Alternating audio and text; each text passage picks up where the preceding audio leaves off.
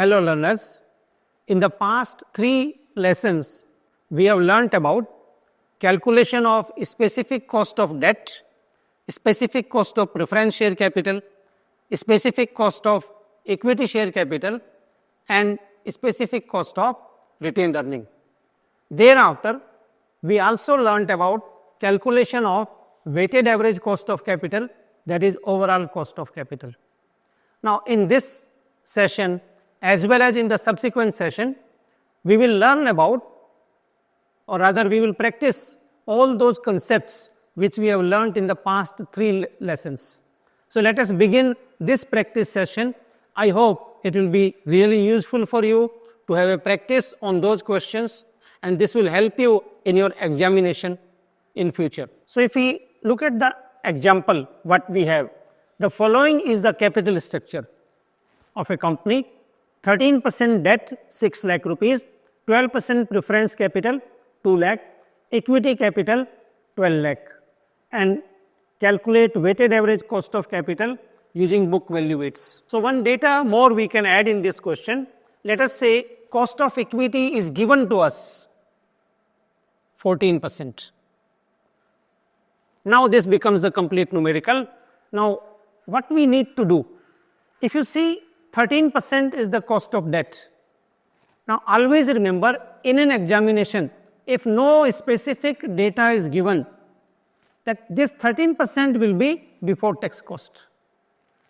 So, do not look for the other data, because this becomes a complete numerical, because sometimes this kind of numerical may be there in an examination.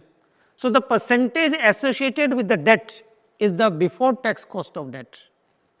Percentage associated with the preference is the after tax cost of preference. So, what we have? We are given right now KD pre-tax equal to 13%. So, step number 1, convert that pre-tax KD into post-tax KD. It will be 13 multiplied with 1 minus tax rate. The formula is simple: before tax cost of debt multiplied with 1 minus tax rate. So, tax rate is 30%. So, we get it 13 multiplied with 0.70. So, how much we get it? 13 times 0.7, 9.1%. So, after tax cost of debt is 9.1%. Cost of preference is always after tax, cost of equity is always after tax. So, now we proceed further to practice this numerical. You have to remember the value: 6 lakh, 2 lakh and 12 lakh. So, that is the kind of table we have to prepare: debt, preference and equity. Book value is given to us. We have taken the proportion. Let me show you how these proportions are calculated. Out of the total amount of 20 lakhs, how much is contributed through debt? 6 lakhs. So, 6 lakh out of 20 lakhs gets you 0.3. It means 30% is the weightage of debt. 2 lakh out of 20 lakhs. 10% is the proportion of preference, and equity is 12 lakh out of 20 lakhs. So, 0.6. So, respective proportions are 30%, 10% and 60%. Sum total becomes 100%. Now, we have after tax cost. So, always remember, you have to keep after tax cost. So, 9.1 was the cost of debt, 12% was the cost of preference and 14 is the cost of equity. Now, what do we get?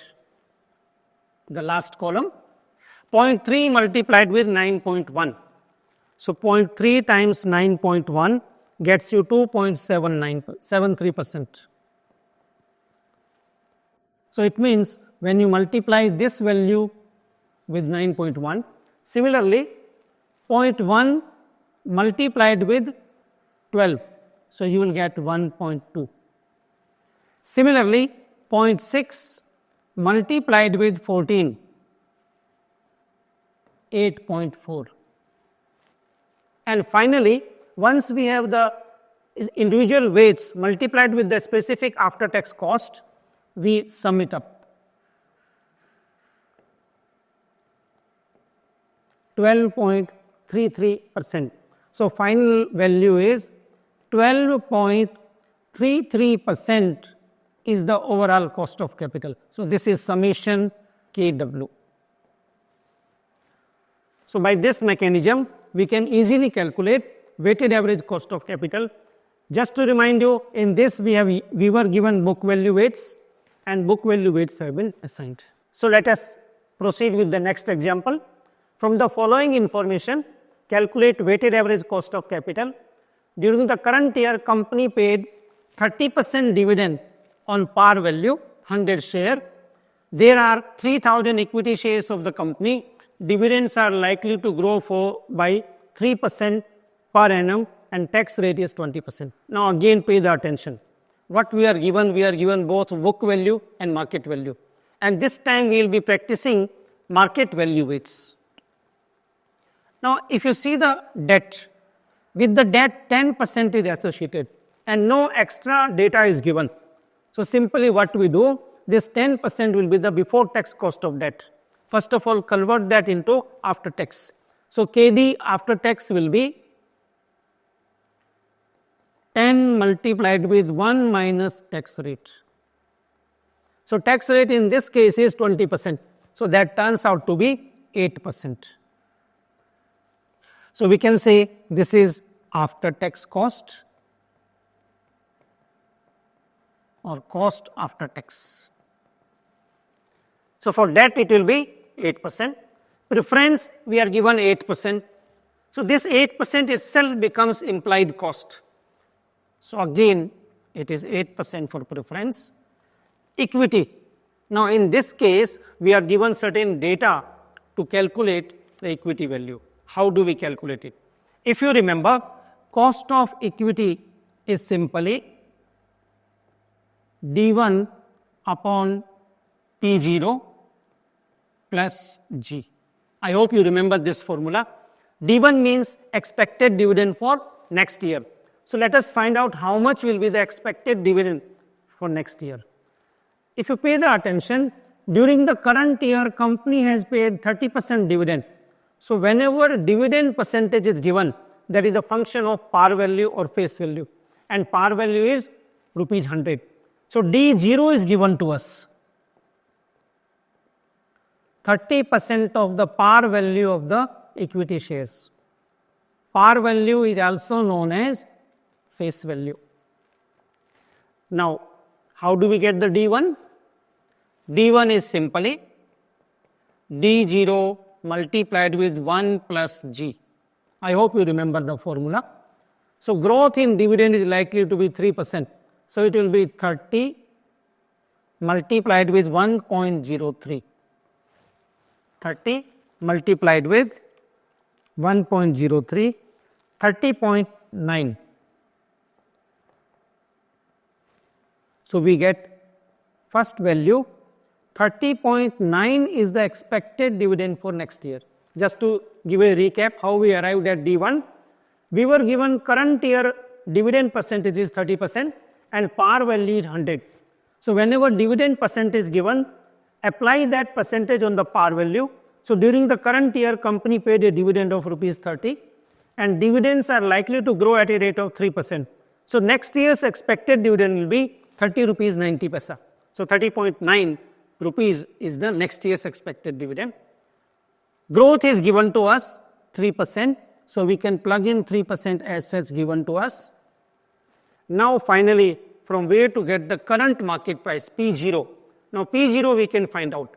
What is the market value of these equity shares? 7,50,000 rupees. And how many shares are there? 3,000 equity shares. So current market price per share is total market value of all the 3,000 equity shares divided by 3,000. So it is total market value divided by number of equity shares of the company. So 7,50,000 divided by 3,000, we get it 250 rupees. It means as of today, current market price is 250. Just to give you a recap, how we arrived at P0 250. There were 3000 shares of the company and total market value of these 3000 shares is 7,50,000. So simply divide 7,50,000 by 3000, you will get per share market price. So we have P0 250. Now if we plug in the value P0 in this one, we can get the answer for KE. So it will be 30.9 divided by 250. So you get 0.1236 plus 0.03. So you get 0.1536. Alternatively, 15.36% is the cost of equity. So in the numerical now this becomes a complete data. 8% is the after tax cost of debt, 8% is the after tax cost of preference, and for equity we have calculated 15.36%, and cost of retained earning will also be 15.36%. Now not much of the things are left out. We are given the book value weights, we are given the market value, only one thing is left out lastly. Book value of equity is 3 lakh and book value of retained earning is 1,50,000, and collectively value of both of these in the market is 7,50,000. So we will split that 7,50,000 in the book value weights. So that we will do in the next slide. So you have to remember the data, 8%, 8%. Now we proceed further, and 15.36%. So debt value we can get from the previous one. So market value of debt is 2,70,000. Market value of preference is 2,30,000. 2,70,000. 2,30,000. Now market value of equity. Combined value of equity and retained earning is 7,50,000. Out of that, book value of equity, so book value of equity is 3 lakh and book value of retained earning is 1.5. That means 2 by 3, 1 by 3. So out of total 4.5 book value, collective book value of equity and retained earning. If you remember, equity is 3 lakh, retained earning is 1.5 book value. So how much will be the proportion of equity in the total 4.5? 2 by 3. And proportion of retained earning in the total is 1 by 3. That means equity market value is 2 by 3 of the 7,50,000. That means 5 lakh. So how this 5 lakh comes? 7,50,000 times 2 by 3. Similarly, retained earning, out of the 7,50,000, 1/3 proportion belongs to retained earning. So 2,50,000. So sum total becomes 12,50,000. Sum total is 12,50,000. Now step number next. In the 12,50,000, debt is 2,70,000. So it will be 2.7 lakh divided by 12.5 lakh. We get the proportion. 2.7 divided by 12.5, we get it 0.216. 2,30,000 out of 12,50,000, 0.184. 5 lakh out of 12,50,000, 40%. And 2,50,000 out of 12,50,000, 20%. If you sum it up, it has to be 1. Now we have the specific cost, 8%, 8%, 15.36%. We calculated in the previous slide. Cost of retained earning. Cost of retained earning is always equal to cost of equity if nothing extra data is given. So in general parlance, because retained earning belongs to equity shareholders. So whatever is the expectation of the equity shareholders from their paid up capital, same will be the expectation from the retained earning. So cost of retained earning is also 15.36. Just to remind you, sometimes an examiner might give you a separate cost of the retained earning. That you can use that data, then there is no problem. However, in this case, we were not given any separate cost of retained earning, so we calculated it is equal to KR is equal to KE in an implied manner.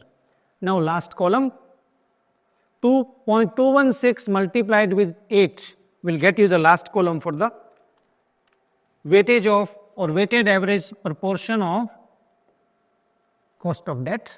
Then 0.184 multiplied with 8, 1.472, then 0.4 multiplied with 15.36, 6.144, and lastly 0.2 multiplied with 15.36, 3.072.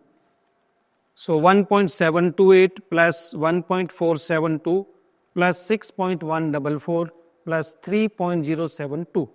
So we get it 12.416, that is summation KW. So weighted average cost of capital, that is KO or KWC, is equal to 12.416% using market value weights. So that is the way whenever market value weights are given, we can calculate overall cost of capital. So that was the practice on weighted average cost of capital, as well as we calculated specific cost of equity also. Now we proceed further. If you look at this particular numerical, risk-free rate is 5%, whereas market risk premium is 14%, and beta of the stock is 2.25, then what is cost of equity share capital? I hope you remember the concept of beta. The moment in a question like this, data is like this, we always apply CAPM approach. And according to CAPM approach, cost of equity is simply risk-free rate plus beta times RM minus RF. Here RM is return on market portfolio or return on index of the market, whereas RF is risk-free rate. Now in our case, risk-free rate given to us is 5%.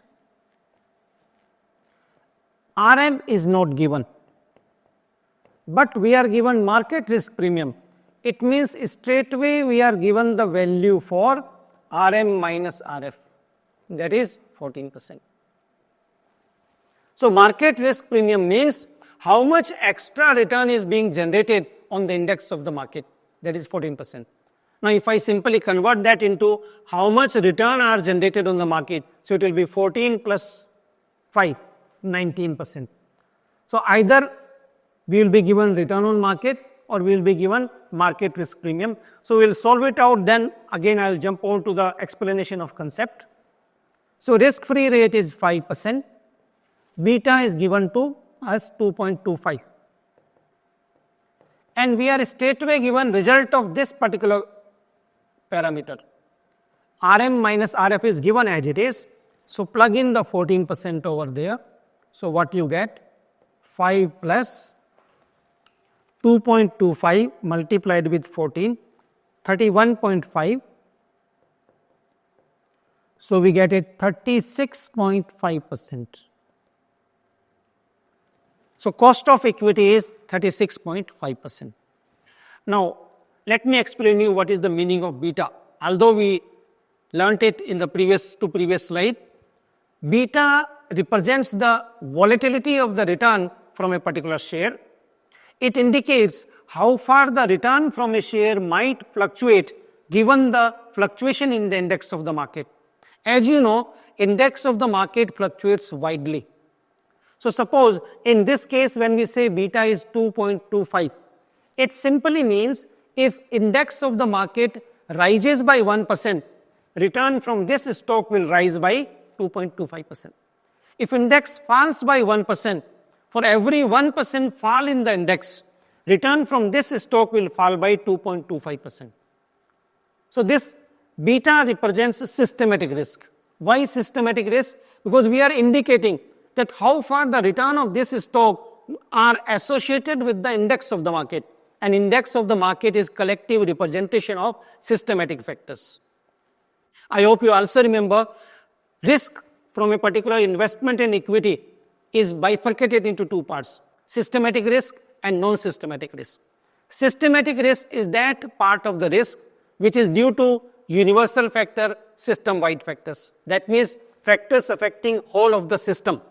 If we simply take an example, if in an economy all of a sudden a war is broken out, the country is fighting with the neighbors, the moment news of the war comes or rumor about the war comes, share market will come down.